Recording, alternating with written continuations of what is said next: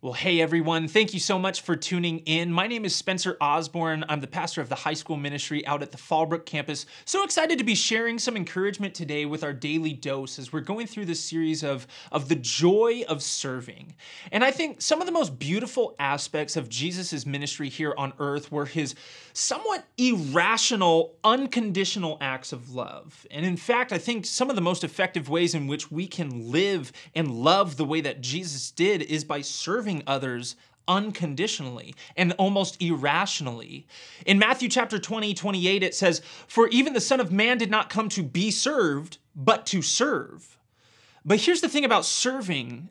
It isn't just about the act of serving. It's not just about action. It's about the posture of serving. It's not just about action. It's about the attitude when it comes to serving.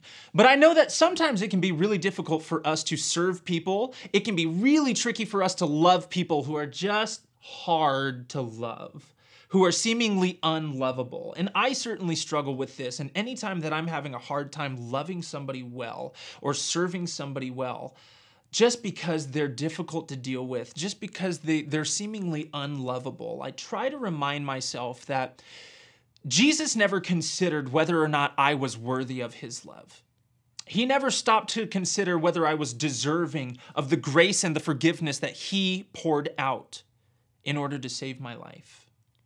And there's so much joy that can be found in serving. And I think one of the great ways that you can find joy in serving is through the act of spontaneous generosity. And you've probably experienced this the same way that I have, but some of the most generous gestures that I've received in my life were completely spontaneous, of somebody that just wanted to give, wanted to serve, wanted to love me well. And it was through this generosity, and they were so joyful in serving in this way. I've been given gifts. I've been treated to different events and different things, and it was just out of the generosity, the outpouring of generosity that these people had. And the thing that they all had in common is they were so happy to serve in that way. They were so happy to offer something. They found so much joy in being generous. And so I want to challenge you with that same thing. How can you be spontaneously generous to somebody in your life this week? Whether it's a coworker, whether it's somebody in your family, in your neighborhood, in your community.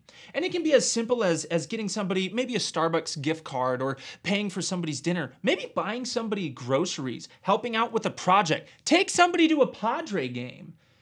But just spontaneous generosity, what's the joy that you can find in that? Because it's such a joy when you realize that you are able to serve others and bless others out of the overflow of God's provision in your own life.